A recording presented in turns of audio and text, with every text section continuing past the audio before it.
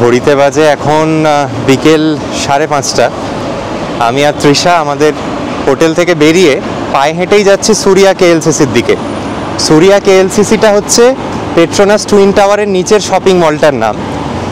ওখানে ওই বিকেল 7:30 নাগাদ লাইট অ্যান্ড সাউন্ড শো হয়, আর দারুণ আলোর মানে কি বলবো আর কি খেলা বিকেলবেলাটা। তো বিকেলবেলাটা সবাই ওখানেই কাটাতে চায়। আমি দেখছিলাম আমাদের হোটেল থেকে যদি গাড়ি করে যাই তাহলে মোটামুটি 17-18 রিঙ্গিট চার্জ করছে, আর 3 কিলোমিটার যেতে হবে। এদিকে যদি হেঁটে যাই ইটস ক্লোজ টু 1 কিলোমিটার আর কি, 1.5 কিলোমিটার, মিনিট 15 নেবে। তো দেখি হেঁটে যাই। এখন ওয়েদারটাও খুব ভালো লাগছেও, খুব ভালো, দারুণ, আশপাশটা একবারে ঝলমল করছে, আর প্রচুর গাড়ি ঘোড়া। বুঝতে পারছি এই সময়টা আর কি ওনাদের হয়তো যেরকম সমস্ত জায়গাতেই হয়ে থাকে, মানে কাজ থেকে সবাই বাড়ি ফিরছে, ওই জন্য প্রচুর ট্রাফিক জ্যামও আছে।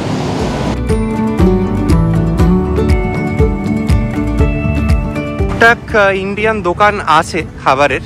আমাদের আসার পর থেকে ন্যাচারালি একটু খাবার নিজেদের মানে টেস্ট মতো খাবার পেতে অসুবিধা হচ্ছে। আমরা ওই বার্গার কিং, টুকটাক স্যান্ডউইচ, র্যাপ এসব খেয়ে দুপুরটা কাটালাম। রাত্রিরে একটা কোনো ইন্ডিয়ান রেস্টুরেন্টে যাওয়ার ইচ্ছে আছে, যেটা বারবারই আপনাদের বলছি, we are at the heart of মানে কুয়ালালামপুর আর কি। সমস্ত কিছু এখান থেকে মানে আপনারা ইজিলি অ্যাক্সেস করতে পারবেন। যে জায়গাগুলো খানিক দূরেও, যেখানে হেঁটে যাওয়া যাবে না ফর সাম রিজন, সেগুলোও কিন্তু খুব ইজিলি আমরা গ্র্যাবে করে ঘুরে নিচ্ছি।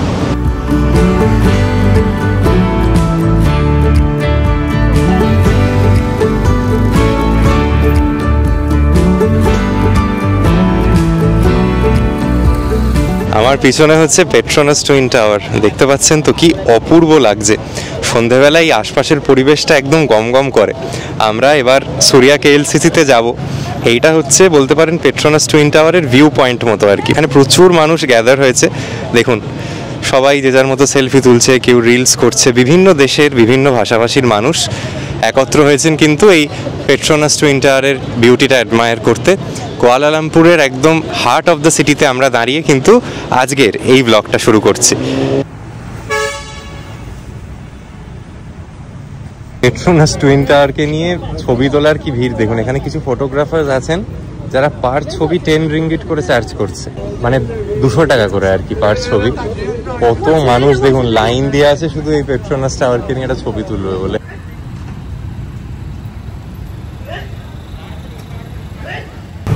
আচ্ছা এই দেখুন, এই তো পেট্রোনাস টাওয়ার টুইন টাওয়ার, তার নিচের এই যে অংশটা এটাই হচ্ছে সুরিয়া কেএলসিসি।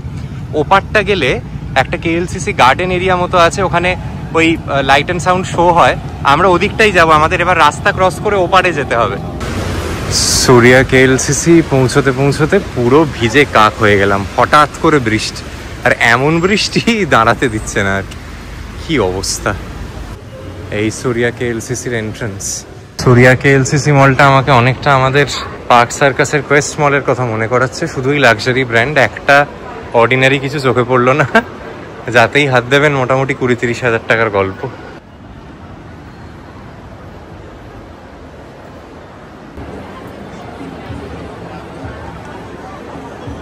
আর পিছনে হচ্ছে সুরিয়া কেএলসিসি আর পেট্রোনাস টুইন টাওয়ার।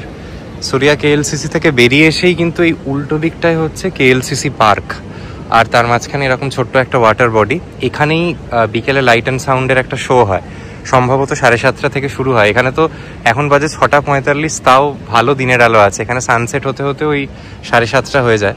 আশপাশটা খুব সুন্দর লাগছে, ফুল অফ গ্রিনারি, খুব সুন্দর, একদম নিট অ্যান্ড ক্লিন।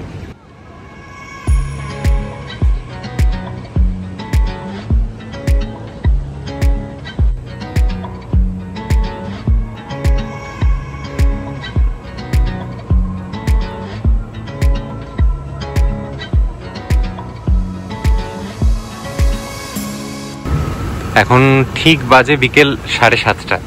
এখানে সানসেট হয়ে গেছে মিনিট 5-10 আগে, আর এইবারেই কিন্তু শুরু হচ্ছে এই অপূর্ব ওয়াটার ফাউন্টেন।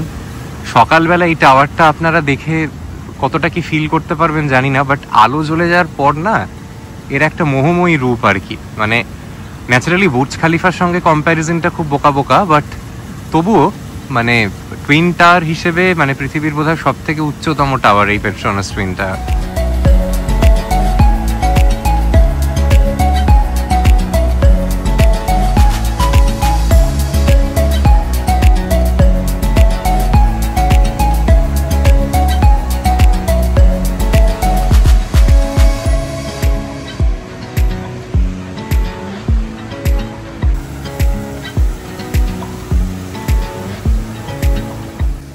সেদিন পেট্রোনাস টুইন টাওয়ারের আলোর খেলা দেখে ফিরে এলাম আমাদের হোটেলে। আমাদের হোটেল ডিফেস প্ল্যাটিনাম 2 সুইটসের ব্যাপারে সমস্ত তথ্য ছিল এই সিরিজের প্রথম পর্বে। আপনারা যারা কোনো কারণে নোটিফিকেশন পাননি বা দেখার সুযোগ হয়নি, আজকের ভিডিওর ডেসক্রিপশন বক্সে দিয়ে দিলাম সেই প্রথম পর্বের লিঙ্ক। যে জন্য আমার এই হোটেলটি মূলত নেওয়া সেটা হচ্ছে এই যে মানে সার্ভিস অ্যাপার্টমেন্ট বলতে পারেন, তার 51st ফ্লোর থেকে কিন্তু অপূর্ব সুন্দরভাবে গোটা কুয়ালালামপুর সিটির একটা স্কাইলাইনের সৌন্দর্যের সাক্ষী হতে পারবেন আপনারা হোটেলে বসেই। কোনো টাওয়ারে ওঠার প্রয়োজনই পড়বে না। আমাদেরও রুমের সঙ্গে এখানের সুইমিং পুলের অ্যাক্সেসটা কমপ্লিমেন্টারি ছিল। রাত 10টা অবধি যে কোনো সময় আপনারা এসে সুইমিং পুলটা অ্যাক্সেস করতে পারেন। সেখানে গিয়ে রাত্রিবেলা যা দৃশ্য দেখলাম কোনো দিন ভুলতে পারবো না। গোটা শহরের আলোয় ঝলমলে পরিবেশ একেবারে মন ভরে আমি আর তৃষা উপভোগ করলাম এই ইনফাইনাইট সুইমিং পুল থেকে, যা অবস্থিত এই টাওয়ারটির 51st ফ্লোরে।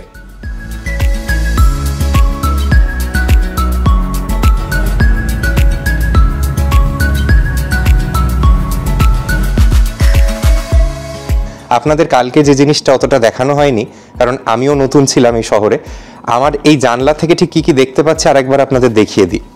আমাদের এই যে হোটেলটা, এটা না যে মেট্রো স্টেশনের কাছাকাছি বা এমআরটি স্টেশনের কাছাকাছি, এই বাঁদিকে নিচে একটু জুম করে দেখাই, সেটা হচ্ছে বুকিট নানাস। বুকিট নানাসের মেট্রো স্টেশনটা আমাদের এই হোটেলটি থেকে পায়ে হেঁটে মিনিট 7-8 মতো। উল্টো দিকেই দেখতে পাচ্ছেন অপূর্ব সুন্দর কেএল টাওয়ার আর মার্ডেকা টাওয়ার। আর গোটা এই যে মানে কুয়ালালামপুরের যে স্কাইলাইন, তার একটা খুব সুন্দর ভিউ আছে কিন্তু আমাদের এই রুমটি থেকে। আমাদের রুমটা যদিও এখন একটা খুব ভালো অবস্থায় নেই, একদিন ব্যবহার হয়ে যাওয়ার পর, তবে কি মানের রুম সে আপনাদের আর বলে দেওয়ার অপেক্ষা রাখে না। অত্যন্ত ভালো সার্ভিস, সমস্ত কিছু ওয়েল মেনটেন্ড। আমরা বরং নিজেরা ভয়ে আছি, কারণ এই হোটেলটিতে চেক ইনের সময় আমাদের থেকে ভারতীয় মুদ্রায় 10,000 টাকা সিকিউরিটি ডিপোজিট রাখা হয়েছে। যদি কোনো ক্ষয়ক্ষতি হয় ওনারা কেটে ফেরত দেবে সেখান থেকে, তাই একদম তয় করে ব্যবহার করবার মতো। সেটা উচিত, কারণ কোনো হোটেলকে খারাপ করে দিয়ে যাওয়া কোনো ট্যুরিস্টের কর্তব্য নয়। আচ্ছা, আমরা আজকে বেরোচ্ছি, আমি আর তৃষা বেরোচ্ছি হচ্ছে একটু সাইট সিইং করতে। প্রথমে যাব বাটু কেভস, যেটা এখান থেকে 13 কিলোমিটার দূরে, তারপর Genting Highlands which is around 40 kilometres from the heart of the city. Genting হাইল্যান্ডসটা ওনাদের কার্শিয়াংয়ের মতো ধরতে পারেন। এখন কুয়ালালামপুরে 30 ডিগ্রি, ওখানে ম্যাপে দেখছিলাম 19 ডিগ্রি। হালকা জ্যাকেট একটা রেখে দিয়েছি, ঠান্ডা লাগতে পারে। ওখানে কেবল কারে একটা ওই পাহাড়ের মধ্যে দিয়ে যায়, সেইটুকুই। বিরাট যে কিছু দেখবার আছে তা নয়। এটা সত্যি কথা বলতে দেখুন একটা ম্যানমেড সিটি। এই দেখুন এখান থেকে এই বুকিট নানাসের যে এমআরটি, সেটা অ্যাপ্রোচ করছে বুকিট নানাস মেট্রো স্টেশন। কথা বলতে বলতে দেখলাম, তাই আপনাদেরও দেখিয়ে দিলাম। ম্যানমেড সিটি মূলত, গেন্টিং হাইল্যান্ডসটাতে একটু পাহাড়ির সৌন্দর্য আছে, বাকি যা এখানে দেখছেন সবটাই নিজেরা মানুষরা বানিয়েছে। তো কখনোই তো এটা একটা খুব কি বলবো ন্যাচারালি এনরিচড জায়গা নয়। এখানে ম্যানমেড বিল্ডিংস, সুন্দর পার্ক, এইসবেরই সৌন্দর্য। আমাদের উত্তরবঙ্গ এইসব জায়গাকে বলে গোল দেবে। তো রওনা হওয়া যাক। আমরা একটা যেটা সুবিধা হচ্ছে, এখানে তো আর কোনো গাড়ি বুকিংয়ের প্রয়োজন পড়ছে না। গ্র্যাব ক্যাবের সার্ভিসটা অসাধারণ, প্রচণ্ড রিজনেবল। আর সব থেকে বড় কথা হচ্ছে কোনো ক্যান্সেলেশন নেই, বুকিং হচ্ছে সঙ্গে 2-3 মিনিটের মধ্যে চলে আসছে। তো দ্যাট ইজ মানে গ্রেট থিং টু হ্যাভ এখানে।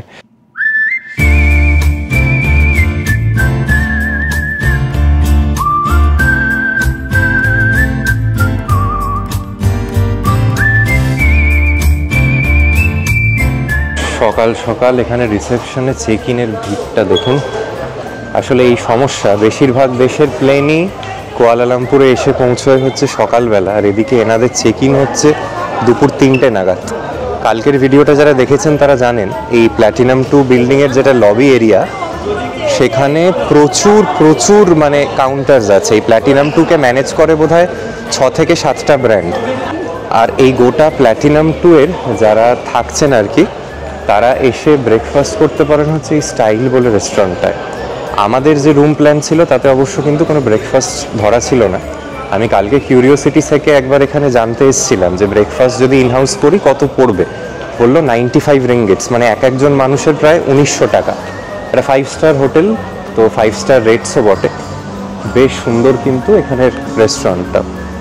এই দেখুন কি বিরাট জায়গা নিয়ে, প্রচুর আলো ঝলমলে একটা পরিবেশ কিন্তু রেস্টুরেন্টটায়। যাই হোক, আমরা এবার অগ্রসর হই বাটু কেভসের দিকে। আধ ঘন্টা নেবে, একটা গ্র্যাব ক্যাব বুক করি। গ্র্যাবে কত খরচ পড়লো, যাওয়ার পথে কি কি দেখতে পাচ্ছি সব ধীরে ধীরে দেখাতে দেখাতে যাব। এটা হচ্ছে প্ল্যাটিনাম 2 স্যুটসের বাইরের পিক আপ পয়েন্ট কাম লবি বলতে পারেন। যত গ্র্যাব ক্যাব আসছে বা আপনারা যারা গ্র্যাব ক্যাব চানও না, ধরুন দিনে এখানে বেরিয়ে একটা প্যাকেজ ট্যুরে ঘুরবেন, এইখানেই গাড়ি আছে সব। বেরোলেই কিছু ড্রাইভার ধরছে, আর সবই ভারতীয়, মূলত দক্ষিণ ভারতীয় লোকেদের বাস এখানে। আমাদের এখান থেকে বাটু কেভস অব্দি পড়ছে 17.5 রিঙ্গিট, মানে অ্যাপ্রক্সিমেটলি ধরতে পারেন অ্যারাউন্ড 350 INR।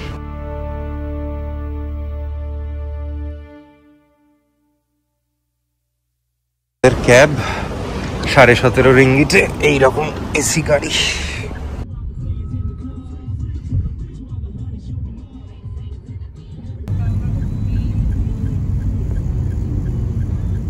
আমরা গ্র্যাব ক্যাব নিয়েছি হোটেল থেকে বাটু কেভস যাবো বলে। আর রাস্তা এখানে এত ভালো, মানে বাটার স্মুথ বলা যায়, কোনো ট্রাফিক নেই, কোনো কিছু নেই।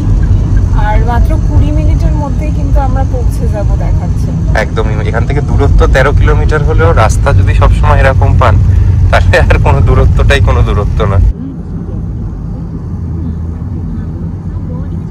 আমরা এই যে মালয়েশিয়ায় আছি, মালয়েশিয়ার জনসংখ্যা যা, তা পশ্চিমবাংলার ধরুন 1/3, মানে একটা দেশে যা লোক আছে আমাদের পশ্চিমবাংলাতেই তার 3 গুণ লোক আছে। ভারতবর্ষ তো ছেড়েই দিন।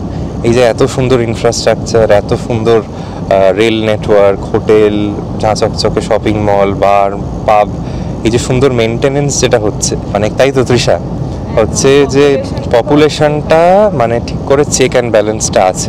আমাদের দেশে আপনি যাই করুন সেটা সবসময় শর্ট পড়ে যায়, মানে সে যতই বন্দে ভারত আনুন, যাই আনুন, সবসময় টিকিট ওয়েট লিস্টেড, কোনো কিছুর মানে মেনটেনেন্সটাও সেভাবে হয় না। তার এই যে এখানে একটা জনসংখ্যাটা চেকের মধ্যে, এখানে কত বোধহয় জনসংখ্যা 3.5-4 কোটি হবে। এই পৌঁছে গেলাম, আমাদের পিছনেই হচ্ছে বাটু কেভসের টেম্পল কমপ্লেক্স আর কি। 272টা সিঁড়ি ভেঙে একটা লাইমস্টোন কেভ অবধি পৌঁছানো যায়, আর নিচে আছে হচ্ছে লর্ড মুরুগানের স্ট্যাচু, সেগুলো দেখবো। চলুন আপনাদের আশপাশটা একটু দেখাই।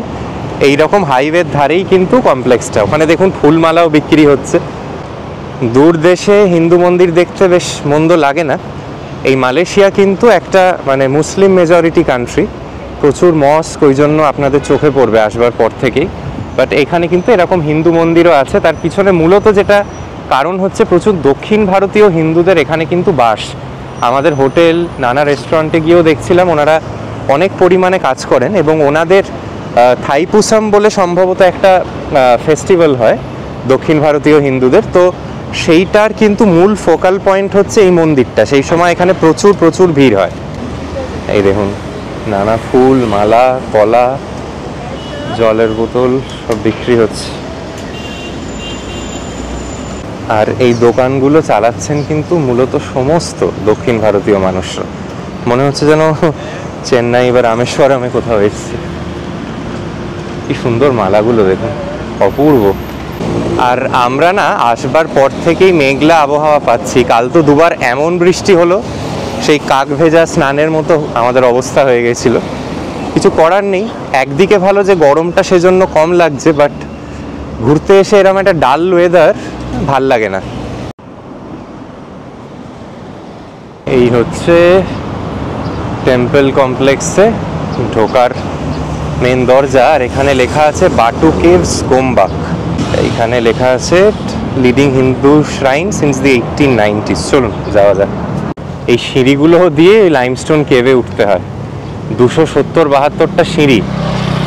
আর এদিকে আছে লর্ড মুরুগানের স্ট্যাচু, সারা পৃথিবীর অন্যতম উঁচু স্ট্যাচু। যদি খুব ভুল না করি সম্ভবত 140 থেকে 42 ফুট এই স্ট্যাচুটির হাইট। দোলযাত্রা, হোলি, তো আপনারা বুঝতেই পারছেন যে আমাদের হিন্দু মানুষদের জন্য এটা একটা অত্যন্ত পবিত্র সময় আর কি। তো সেখানে যে এরকম একটা মন্দির পাবো, এটা একটা খুব মানে ভালো লাগার দিক আর কি।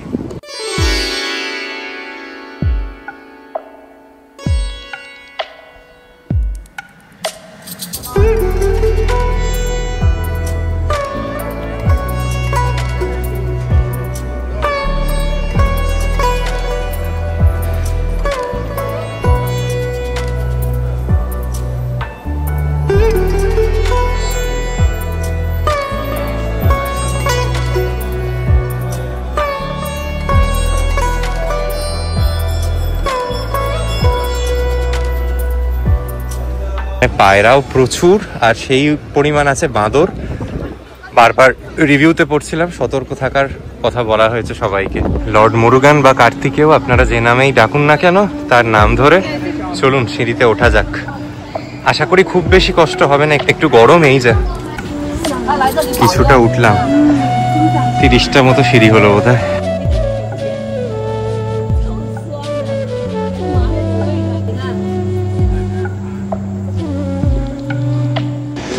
অর্ধেক পথের বোধহয় বেশি চলে এসেছি।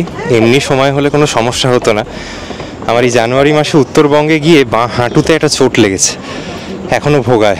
তারপরে আমার তো সামান্য শ্বাসকষ্ট আছেই। হিরো সাজার কোনো ব্যাপার নেই। আমি সাজেস্ট করব যাদের হাঁটুর সমস্যা বা শ্বাসকষ্ট আছে তাদের না আসাটাই উচিত হবে। কষ্টকর, এখন সেরকম গরম নেই, মেঘলা ওয়েদার, তাতেই জান বেরিয়ে যাচ্ছে। ওপর থেকে কিছুটা এইরকম ভিউ, গোটা কুয়ালালামপুর সিটির দারুণ ভিউ আছে একটা। We have reached the limestone caves.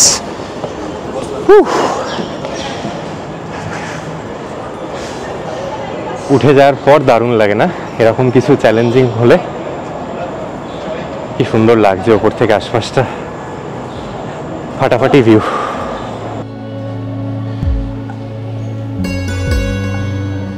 আর এই এক্সারশনটার কথা মাথায় রেখেই ওপরে কিন্তু কোল্ড ড্রিঙ্কস, জল, আইসক্রিম সব বিক্রি হচ্ছে।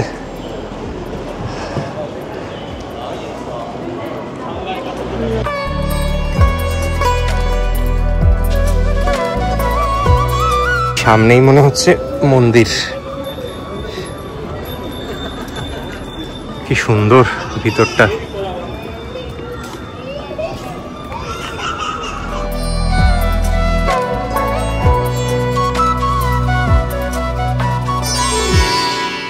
এই মন্দিরটির নাম শ্রী ভেলাউথার টেম্পল, এটাই বলছে এখানের মেন মন্দির আর কি।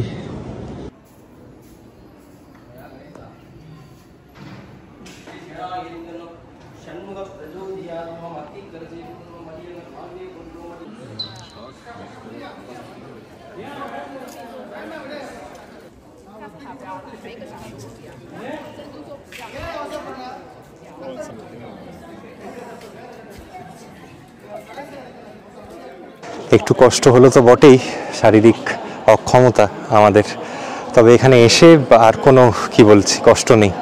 দারুণ লাগছে, খুব পিসফুল একটা শান্তশিষ্ট জায়গা। আর দক্ষিণ ভারতীয় মন্দির আমার বরাবরই ভালো লাগে। ওনাদের যে আর্কিটেকচারাল স্টাইল বা যেভাবে টেম্পলগুলো ফাংশন করে খুব ভালো। তো যাই হোক, ঘোরা হলো, এবার আবার এতগুলো সিঁড়ি ভেঙে নামতে হবে, একটু রেস্ট নিয়ে নেবো। আপনারাও যারা আসবেন সঙ্গে টুপি, একটু গ্লুকোজ কিংবা একটু জল সঙ্গে রাখবেন অবশ্যই, তাহলে অসুবিধা হওয়ার খুব একটা কথা নয়। আপ ডাউন মিলে আর এই গোটা টেম্পল কমপ্লেক্সটা দেখতে কম বেশি 1 ঘন্টা সময় নিতে পারে। এই বাটু কেভস কমপ্লেক্সের মধ্যে কিন্তু ক্যাফে, সভেনিয়ার, রেস্টরুম সব আছে, কারুর অসুবিধা হবে না। বিরাট বিরাট জায়গা জুড়ে। এই দেখুন, এনাদের এই ক্যাফেটেরিয়াতে এইরকম বড় ডাব 8 রিঙ্গিট, মানে 160 টাকা করে অনেক কিছু বিক্রি বাট্টা হচ্ছে। সোভেনিয়ার শপ,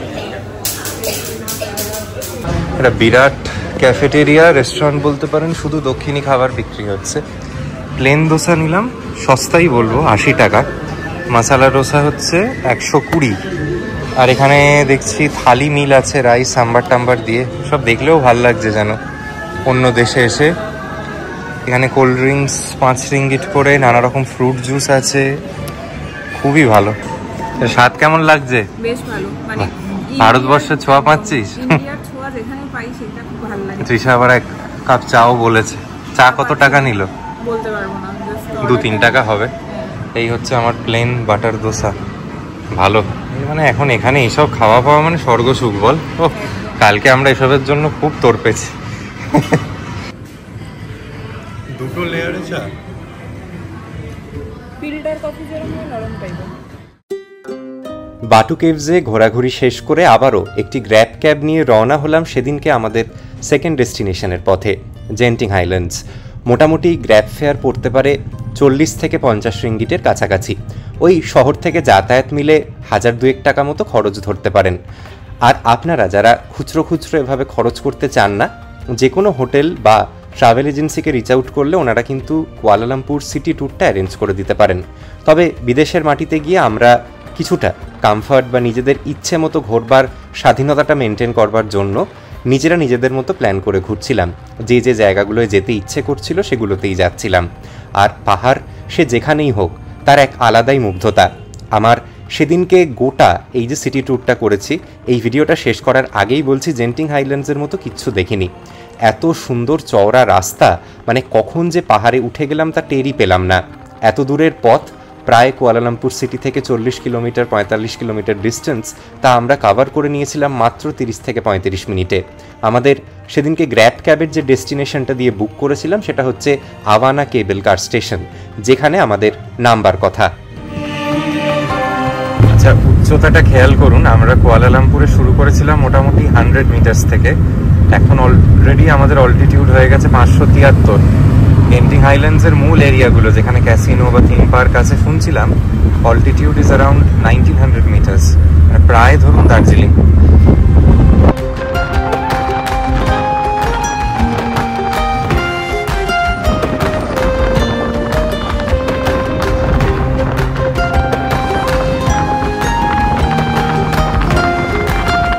এত এনজয়েবল একটা রোড ট্রিপ কি বলবো।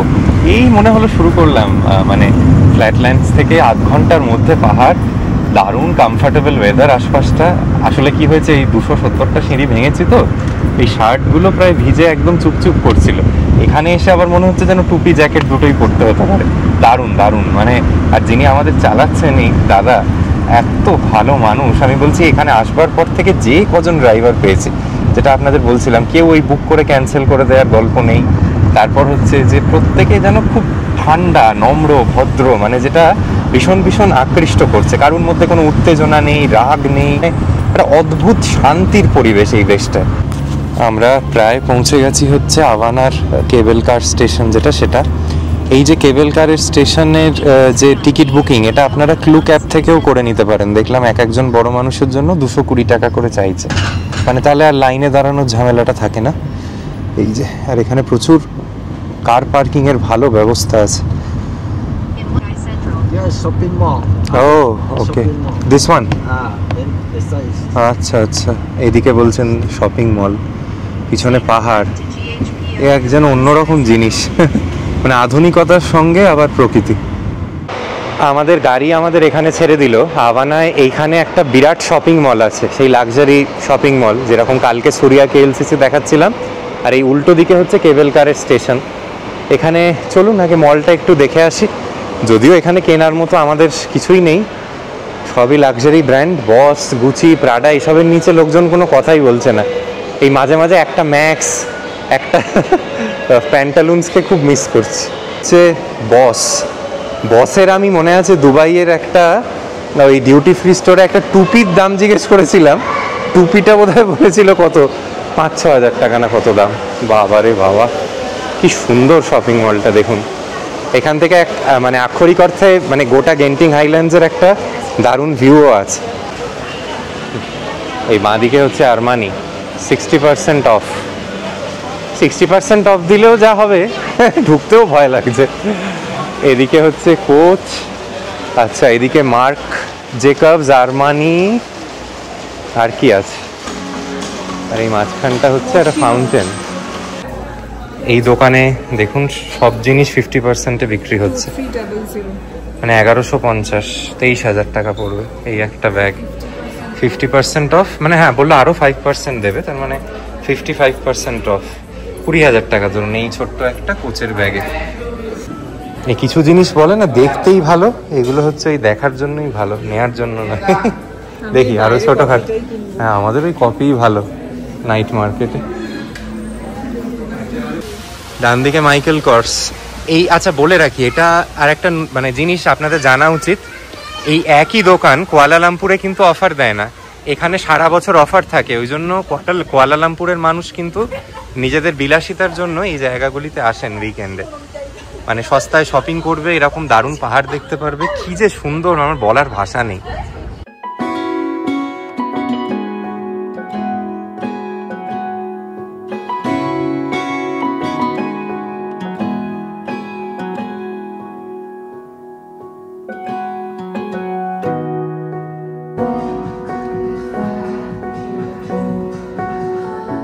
এই মলের মধ্যেকার লিফটের বললো লেভেল 4-এ চলে গেলে ডিরেক্ট আর কি ওইখানে নিয়ে যাবে যেখানে কেবল কারের টিকিট হয়। এখানে আবার ক্যাফেটেরিয়া আছে। আওয়ানা স্কাই সেন্ট্রাল আমাদের সামনে, সকাল 7টা থেকে রাত্রির 11টা অবধি এই কেবল কারটা অপারেট করে। এখানেও প্রচুর দোকানপালা আছে, খাবার দোকান, 7-Eleven, কত রকম গ্যাজেটস বিক্রি হচ্ছে। ডিজিটাল টিকিটিং মেশিনও আছে, প্লাস এরকম টিকিট কাউন্টারও আছে। আজকে তো উইকডে, কোনো ভিড়ও নেই। এই হচ্ছে ticket vending machine. One way টিকিটের প্রাইস পড়লো 11 রিঙ্গিটস, এইরকম টিকিট বেরোলো। আর বোথ ওয়েজ করলে 19 পড়তো। তবে ওখানে গিয়ে কি পরিমাণ ভিড় পাবো, কি হবে তো জানি না, তাই বোথ ওয়েজটা এক্ষুনি কাটলাম না। অনলাইন পেমেন্ট করতে হবে, ক্যাশের কোনো ব্যাপার নেই এখানে।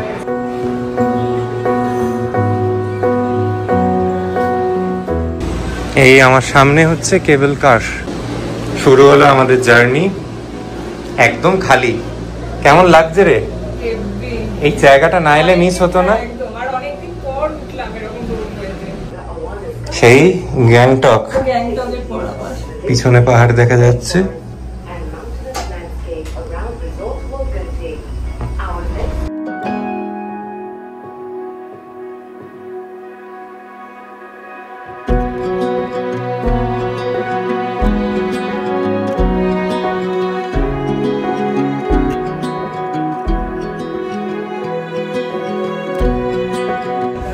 ওই দূরে দেখা যাচ্ছে কুয়ালালামপুর সিটি, পাহাড়গুলোর নিচে দেখুন কি অপূর্ব। আচ্ছা, এই কেবল কারের নিচের যেটা স্টেশন, এই যে বেস স্টেশন, এখানটা মানে একটা লেভেল উপরে চিনসুই বলে, সেখানে আমাদের একবার নামলাম আমরা। তো জিজ্ঞেস করলো এখানে কি কোনো টেম্পল দেখবেন, আমরা বললাম না। তো আরো উপরে নিয়ে যাচ্ছে আর কি, মানে আমরা কত যে অল্টিটিউড গেইন করলাম, বাপরে ভাববার বিষয়। কোথায় ছিলাম, ওই নিচে উঠেই যাচ্ছে। কি ঠান্ডা না এখানটা। আমাদের অল্টিটিউড এখন কত বলুন তো, 1500 হয়ে গেছে, মানে কালিম্পং এর লেভেলে আর কি। দারুণ লাগছে, অসাধারণ, জাস্ট অসাধারণ।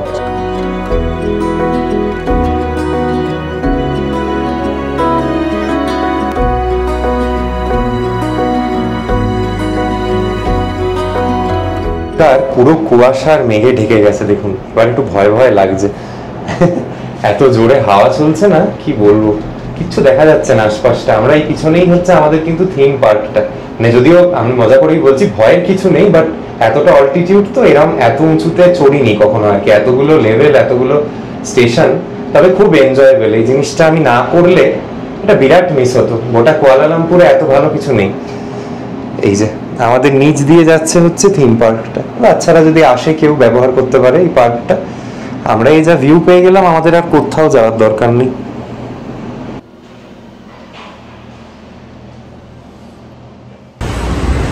এইখানে আবার একটা বড় দেখছি ফুড কোর্ট।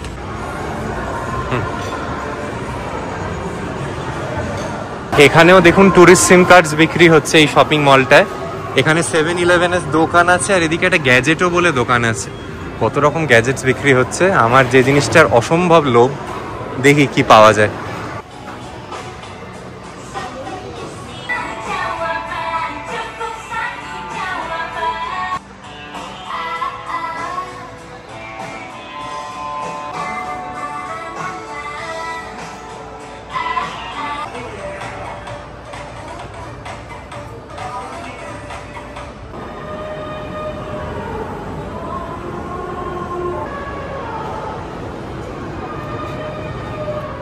দেখুন, আমরা তো ন্যাচারাল বিউটিটা দেখতে এসেছি। আইল্যান্ডস বিখ্যাত হচ্ছে তার ক্যাসিনোগুলোর জন্য। এখানে নানা লাক্সারি হোটেল ক্যাসিনো শুরু হচ্ছে। লিফটে করে এক একটা তলায় গেলে এক একটা ক্যাসিনো, এক একটা হোটেল পাবেন। যারা ক্যাসিনোতে যাবেন ভাবছেন নিজের পাসপোর্ট সাথে রাখতে হবে, আমাদের আগ্রহ নেই, আমরা আনিও নি। তবে হ্যাঁ, এখানে কিন্তু লোকে মূলত মানে কুয়ালালামপুরের লোকেও, এখানে যারা লোকাল নিবাসী তারা আসে হচ্ছে বিলাসিতা করতে। দেখতেই পেলেন প্রচুর লাক্সারি ব্র্যান্ড আছে, হাতে কাঁচা টাকা নিয়ে আসলে এখানে খরচ করতে পারবেন, ক্যাসিনোতে ঘুরতে পারবেন। আর প্রচুর কি বলবো, এই যে দোকানগুলো, এখানে কোনো জায়গাতেই কিন্তু খুব রিজনেবল রেটে কিছু বিক্রি হচ্ছে না, সব কিছুই এক্সপেন্সিভ। তো যাই হোক, আমাদের এখানে আর বিশেষ কিছু করার নেই। এবার আমরা আবার ঘোরাঘুরি করে এখান থেকে ফিরে যাব হচ্ছে মূল কুয়ালালামপুরের দিকে। একটু শপিং মলগুলো ঘুরবো, বুকিট বিনটাং দেখবো। তবে আপনারা এমনি শুধু ন্যাচারাল বিউটিটাকে এনজয় করবার জন্যও কিন্তু গেন্টিং হাইল্যান্ডসে অবশ্যই আসুন। এখানে একটা ফার্স্ট ওয়ার্ল্ড বলে বিরাট হোটেল অ্যান্ড ক্যাসিনো আছে। আমরা ফেরার সময় আর কেবল কার নিচ্ছি না, এখান থেকে 42 রিঙ্গিট একেবারে শহর অবধি চলে যেতে পারছি, বুকিট বিনটাং অবধি চলে যেতে পারছি, এত ভালো গাড়িতে। তাও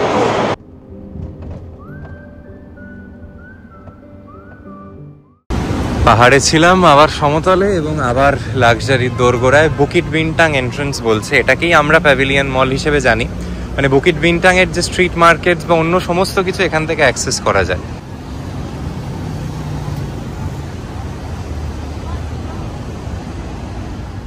কি সুন্দর দেখুন, বাপ রে বাপ, কিছু আর বাকি নেই। এখানে আমরা আরও এলাম, তার কারণ হচ্ছে এখানে ডিজেআই এর একটা অফিসিয়াল ব্র্যান্ড স্টোর আছে, প্লাস অ্যাপেল স্টোর আছে। আপনাদের দেখাবো। দেখুন, জামা কাপড় সারা পৃথিবীতে একই রকম। কলকাতার কোয়েস্ট মলে পাওয়া যায় না এরকম কোনো ব্র্যান্ড নেই, কিন্তু যেটা আমার ভালো লাগে অন্যান্য দেশে গেলে দেখতে, যে অ্যাপেল প্রোডাক্টের কী তারতম্য হচ্ছে দামের, কিংবা ধরুন ডিজেআই প্রোডাক্টের কী দাম, সেগুলো আপনাদের দেখাবো।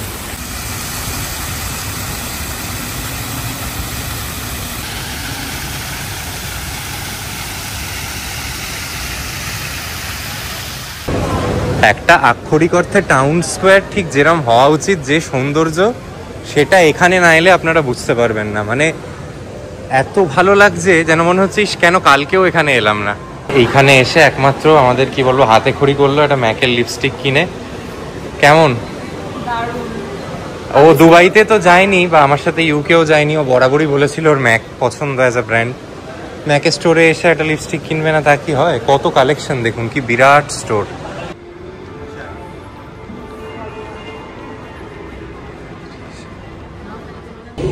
অবশেষে প্রায় বোধহয় 1 ঘন্টা ধরে খুঁজলাম। বলে রাখছি যারা ভবিষ্যতের দিনে আসবেন, 5th ফ্লোর আর কি, প্যাভিলিয়ন মলের 5th লেভেলে পাবেন এই DJI store, original DJI store. প্রত্যেকটা ক্রিয়েটারের আমি জানি সব থেকে কাছের জিনিস। কত কি আছে দেখুন, কত রকম ড্রোন। আর এগুলো কিন্তু অরিজিনাল, মানে রিসেলার বা অন্য ওরকম সেই কি বলবো, আমাদের এসপ্ল্যানেড মার্কেটের মতো নয়। কয়েকটা জিনিসের আপনাদের এক্সাম্পল দিই, যেটা সব থেকে পপুলার, এই ডিজেআই মিনি 3 ড্রোন। এটার দাম পড়ছে, স্টার্টিং হচ্ছে 1499। 1499 মানে 30,000 টাকা, বেশ সস্তা। এখানে 2099, 2699-এও আছে। ভাবুন, এইরকম ভালো ড্রোন 30,000 টাকার মধ্যে হয়ে যাচ্ছে। ডিজেআই অসমো পকেট 3 দেখুন, এখানে ক্রিয়েটার কম্বোটা এসে যাচ্ছে 2959-এ, দ্যাট মিনস অ্যারাউন্ড 60,000। খুব একটা দামের তফাৎ নেই। আমি নিজে 64-তে কিনেছি। আর ডিজেআই অসমো পকেট 3 এমনি যেটা, সেটা 2300, মানে 46,000 টাকা। আরেকটা যেটা ওদের সব থেকে পপুলার এখন, ডিজেআই অসমো অ্যাকশন 4, সেটার দামটা আপনাদের একটু বলে দিই। অসমো অ্যাকশন 4-এর দাম হচ্ছে 1389 শুধু, মানে লেস দ্যান 27,000 মতো। আর অ্যাডভেঞ্চার কম্বোটা আসছে হচ্ছে এই 27 মতো, বেশ সস্তা। এগেন অ্যাকশন 4টাও ভীষণই সস্তা। আর ডিজেআই মাইক, আমি জানি অনেকের ভীষণ পছন্দ। Where can I find the mic 2? DJI mic 2, ওকে।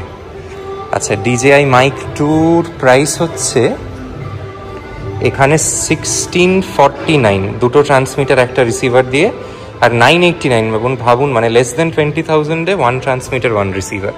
আমি একটা জিনিস যেটা আমি বারবারই বলছি, আমার দেখে মনে হলো অন্যান্য যে গ্যাজেটস, সেগুলো ইন্ডিয়াতেও যা দাম কম বেশি একই, বাট ড্রোন কিন্তু মানে হাফ প্রাইসে, প্রায় almost at half the price. আচ্ছা, এখানে এই মলের ভিতরে কোনো অ্যাপেল স্টোর নেই, বাট অনেক অ্যাপেল অথরাইজড রিসেলার আছে। একটা দামের আইডিয়া দিয়ে দিই, এখানে এলে ড্রোন যদি কেনার ইচ্ছে থাকে নিতে পারেন, যা দামে পাবেন ভাবনা চিন্তার বাইরে। এইখানে আইফোন 16 সিরিজের কি মডেল আছে একটু দামগুলো দেখি। 16 প্রো ম্যাক্স সব থেকে পপুলার মডেল, এটা এখানে যেটা 256 সেটার দাম পড়ছে 5299 মোস্টলি। আচ্ছা, তারপর হচ্ছে 16 প্রো 4299, এগুলো আমি সব 256 না, এটা 128, হ্যাঁ 128টা পড়ছে 4299।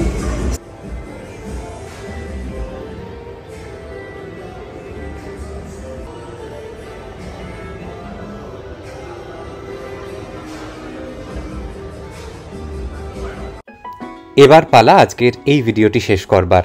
আশা করি আমার সঙ্গে কুয়ালালামপুর ঘুরে এবং তার কয়েকটা জায়গা দেখে আপনারা এনজয় করলেন। অবশ্যই কোনো শহর বা কোনো জায়গাকে দেখবার জন্য একটি দিন কখনোই এনাফ নয়, দেখার এর বাদেও রয়েছে আরও অনেক কিছু। এত বড় একটা শহর, এত সুন্দর গোছানো একটা শহরে অন্তত 7 দিন থাকলে বোধহয় তার কিছুটা উপভোগ করা যায়। তবে আমরা এটুকুই ঘোরার সুযোগ পেয়েছিলাম এবং পরবর্তী দিন এখান থেকে চলে গেছিলাম হচ্ছে লঙ্কাবি। সেই সমস্ত গল্প নিয়ে আসছি এর পরবর্তী পর্বে। আজকের ভিডিওটা দেখে যদি কিছু ভালো লেগে থাকে তাহলে শেষ করে দেওয়ার আগে অবশ্যই আমার এই চ্যানেলটি সাবস্ক্রাইব করতে ভুলবেন না।